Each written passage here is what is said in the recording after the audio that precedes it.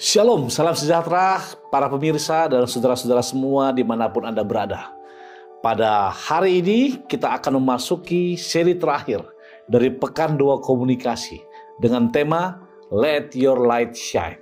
Kita mengetahui bahwa para pembicara-pembicara sebelumnya telah menekankan pentingnya komunikasi, baik secara teknikal ataupun peran yang diperankan oleh nabi-nabi pada zaman dahulu untuk berkomunikasi dengan Tuhan. Dan hasilnya, kita boleh melihat sendiri bagaimana hasil komunikasi tersebut menjadi suatu buah-buah yang harum bagi pekerjaannya. Kita mengingat bagaimana Musa, Abraham, demikian juga Esther menjadi komunikator sejati. Dan juga sebagai anggota jemaat dan sebagai gembala jemaat, sebagai para pelayan Tuhan, kita perlu mengetahui apa posisi kita dan di mana peran kita. Salah satu metode yang paling efektif untuk menginjil yang tidak memerlukan effort yang lebih adalah digital evangelism. Itu sebabnya saya mau katakan kepada saudara semua, di hari terakhir ini kita akan coba melihat satu metode, satu patron atau figur yang selalu berkomunikasi dengan Bapaknya dan dia dapat berkomunikasi dengan manusia. Itu sebabnya pada saat ini kita akan masuk ke sebuah judul, Yesus komunikator sejati penyelamat dunia. Dan ayat intinya diambil dari Markus 4 ayat 33. Dikatakan demikian. Dengan banyak perumpamaan yang semacam itu, Yesus memberitakan firman kepada mereka sesuai dengan apa yang mereka sanggup mendengarnya. Saudara-saudara terkasih dalam Yesus Kristus, hari ini kita akan menyampaikan atau merenungkan bagaimana Yesus Kristus adalah komunikator sejati. Berbicara mengenai komunikator, maka itu merujuk kepada pribadi yang dapat menyampaikan pesannya kepada individu lain. Dalam konteks ini, Yesus menyampaikan pesannya kepada seluruh manusia. Melalui apa? Melalui hidupnya, melalui ajarannya, melalui tindakannya, bahkan kepada kita secara sempurna dalam khotbah-khotbahnya, dan juga yang paling penting adalah tindakan kasihnya. Kita akan coba lihat bagaimana komunikator sejati tersebut bisa menjadi juru selamat dunia. Satu hal yang pertama kita perlu emphasize atau pelajari di sini adalah ketika Yesus berkomunikasi melalui kasih dan pengorbanan. Berbicara mengenai kasih, maksud sudah tentu kasih merupakan suatu kata yang melambangkan perasaan terbesar, yang melambangkan ekspresi terbesar dari pengorbanan yang seutuhnya. Yesus tidak hanya berbicara tentang kasih, tapi ia menunjukkan kasihnya melalui tindakannya. Bahkan dikatakan dalam buku atau pelajaran yang saudara baca, pengorbanannya di kayu salib adalah bentuk komunikasi yang paling kuat tentang kasih Allah kepada umat manusia. Atau dapat dikatakan, the greatest gift of heaven to the world adalah dirinya sendiri. Anugerah terindah, terbesar yang surga pernah berikan adalah dirinya sendiri. Inilah pesan yang disampaikan melalui tindakan dan bukan hanya kata-kata. Seringkali saya sebagai manusia, saudara, para pemirsa semua, hanya pintar atau pandai berkata-kata. Tapi ketika tiba pada implementasi, maka kita perlu meragukan itu. Tapi Yohanes 3:16 mengatakan, karena begitu besar kasih Allah akan dunia ini sehingga dia mengaruniakan putra tunggalnya atau anaknya yang tunggal, supaya setiap orang yang percaya kepadanya tidak binasa, melainkan beroleh hidup yang kekal. Kata anak dalam konteks ini digunakan agar manusia mengerti bahasa manusia. Mungkin para pemirsa boleh tangkap maksudnya, kata anak. Karena tidak seorang pun manusia mau mengorbankan anaknya untuk kebahagiaan orang lain. Dan tidak seorang pun manusia mengorbankan anaknya untuk membantu orang lain. Tapi dikatakan di sini, anaknya yang tunggal supaya setiap orang yang percaya kepada dia tidak binasa, melainkan beroleh hidup yang kekal. Pertanyaan yang saya ingin sampaikan kepada kita pada saat ini adalah, kasih bagaimana yang dia miliki? Dalam bahasa Yunani, kasih yang dimiliki adalah agapo atau agape, yang artinya kasih yang tak terbatas, kasih yang tidak mengharapkan balasan. Itu sebabnya ketika para pemirsa membaca kalimat berikutnya dikatakan demikian. Kasih Yesus terlihat jelas dalam pengorbanannya. Ia datang ke dunia untuk menyelamatkan manusia dari dosa kematian. Dan melalui kematian dan kebangkitannya, Yesus menunjukkan bentuk komunikasi yang mendalam tentang kasih, keselamatan. Dan ini adalah apa? Pengingat bahwa komunikasi yang sejati, ingat saudaraku, komunikasi yang sejati tidak hanya melibatkan kata-kata, tidak hanya melibatkan apa yang kita sampaikan, tapi juga tindakan nyata yang mencerminkan kasih Allah. Lalu yang kedua, menggunakan metode ajaran yang relevan dan kontekstual. Kata relevan sudah pasti sesuai dengan audiens, teman bicara, atau lingkungan di sekitarnya. Sedangkan kata kontekstual tentunya mengarah kepada siapa dia berkomunikasi. Yesus menggunakan berbagai metode untuk menyampaikan pesannya, termasuk perumpamaan, cerita, dan pertanyaan yang relevan dengan pengalaman sehari-hari yang dibawa atau dialami oleh pendengarnya. Bahkan ia berbicara dalam bahasa yang dipahami oleh orang pada zamannya. Dan sama seperti itu, kita pun harus demikian. Berbicaralah, kemudian berkomunikasilah agar pesannya bisa diterima dengan baik. Markus 4:33 mengatakan demikian. Dengan banyak perumpamaan yang semacam itu, Yesus memberitakan firman kepada mereka sesuai dengan apa yang mereka sanggup mendengarnya. Salah satu contoh, ketika dia berbicara mengenai perumpamaan anak-anak yang hilang, tentu saja dia ingin menyampaikan satu pesan kepada segmen tertentu. Dalam hal ini, pribadi-pribadi yang mendengarkan. Lalu ketika ia berbicara mengenai Samaria yang murah hati, tentunya dia mau mengemphasize kepada orang di luar bangsa Yahudi atau bangsa Israel, di mana dia lebih menekankan perbuatan baik, kasih tersebut dibandingkan ritual, liturgi, atau teori semata. Itu sebabnya dikatakan relevan dan kontekstual.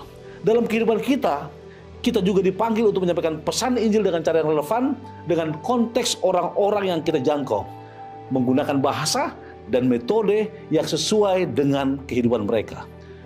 Nomor 3, dikatakan berbicara dengan otoritas dan kebenaran.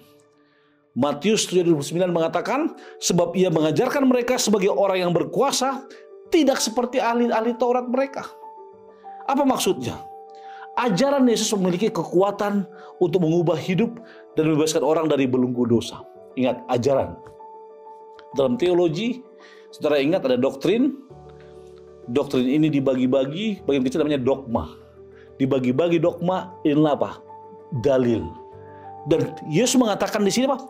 Ia berbicara karena otoritasnya adalah apa? Firman Allah yang hidup. Dengan demikian, ketika dia berbicara, maka dibutuhkan komitmen yang luar biasa. Saya bacakan satu kalimat terakhir dalam bagian nomor 3, dikatakan begini. Kita juga harus berkomitmen untuk hidup sesuai dengan apa yang kita ajarkan, agar komunikasi kita dapat berdampak dan membawa perubahan yang nyata. Artinya apa? Otoritas tersebut adalah manifestasi kasih itu sendiri. Dan bagian keempat, saudara-saudaraku, Yesus selalu berkomunikasi, menghubungkan dengan individu secara pribadi.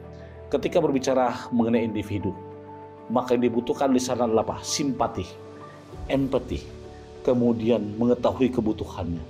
Kalau saudara ingat metode Yesus Kristus dalam ministry of healing, dikatakan apa? Dia menunjukkan simpatinya. Kemudian yang kedua, dia melihat kebutuhannya. Ketiga, dia melayani kebutuhannya. Yang keempat, dia memanggil, mari ikut aku. Artinya apa, saudara-saudaraku? Yesus tidak hanya berbicara kepada massa, tapi juga menghubungi individu secara pribadi.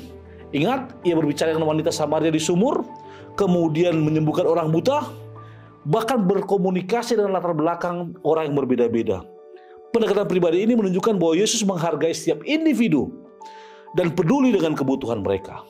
Itu sebabnya dalam Yohanes pasal 4 ayat 7 dikatakan, ketika seorang perempuan Samaria datang untuk mengambil air, berkatalah Yesus kepadanya, berikanlah aku minum. Berikanlah aku minum. Ini merupakan satu kata pembuka untuk memulai berinteraksi dengan wanita ini. Dalam setiap interaksi saudara-saudaraku, Yesus menunjukkan perhatian dan kasih yang mendalam. Ia mengajarkan kita untuk tidak hanya menyebarkan pesan Injil secara umum, tapi juga untuk terhubung dengan individu secara pribadi. Mendengarkan kebutuhan mereka, menunjukkan kasih Allah melalui tindakannya. Lalu di mana bagian kita? Ingat, ketika Yesus Kristus mati di dunia ini, disalibkan dan bangkit, maka salah satu tujuannya adalah apa? To restore the image of God, untuk mengembalikan peta Allah yang semula, di mana Dia menyampaikan atau menciptakan dunia secara sempurna, dan Dia ingin mengembalikan itu. Dan komunikasi merupakan suatu elemen yang sangat penting untuk hal tersebut.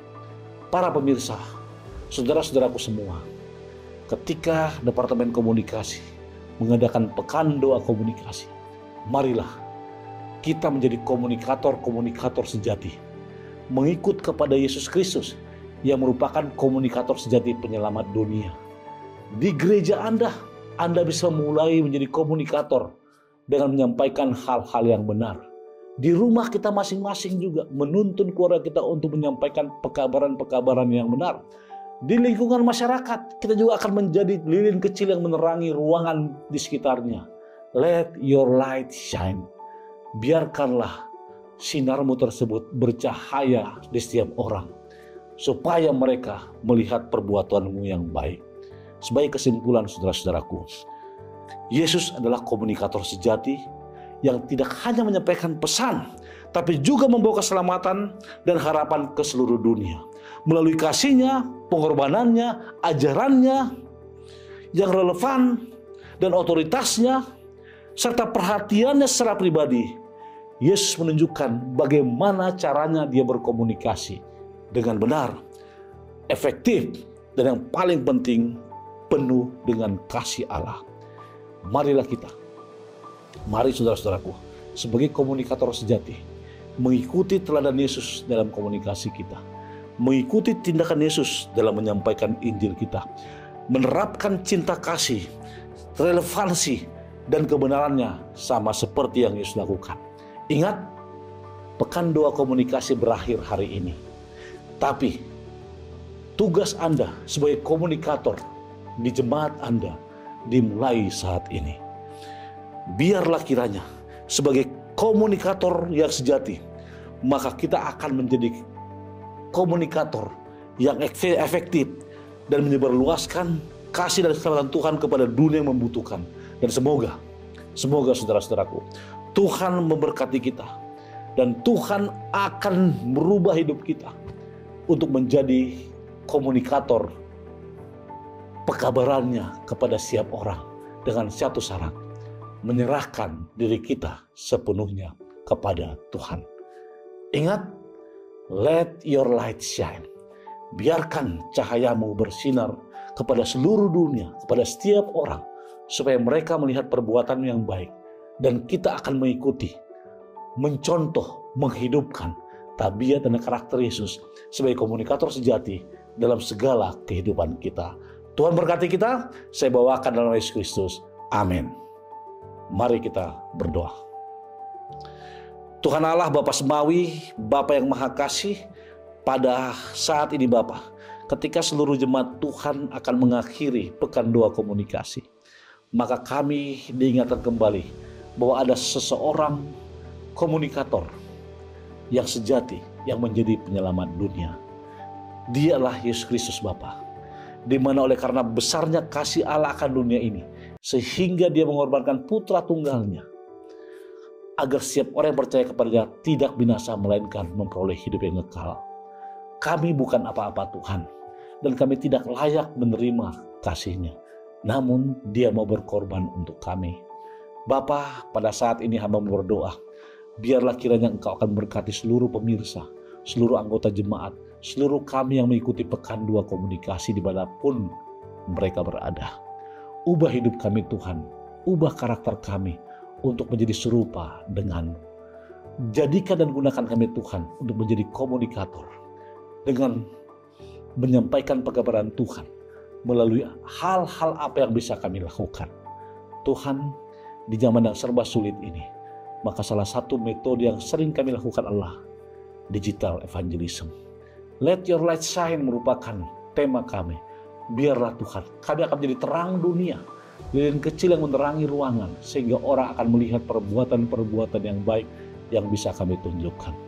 Terima kasih Tuhan, memberkati seluruh anggota jemaat Tuhan di wilayah Uni Indonesia kawasan Barat, di seluruh Indonesia maupun di seluruh dunia. Berkati kami pribadi lepas pribadi, berkati keluarga kami, berkati pekerjaan kami, usaha tangan kami, pendidikan kami. Khususnya Tuhan Kau berkati rohani kami. Dan biarlah Bapa sebagai komunikator sejati, Yesus Kristus akan menjadi panutan kami untuk memulai satu langkah ke depan menjadi komunikator bagi sekitarnya. Terima kasih Tuhan, kami percaya Engkau akan dengar seru dan doa kami. Ampuni dosa kesalahan kami, dalam Yesus berdoa dan mengucap syukur. Amin.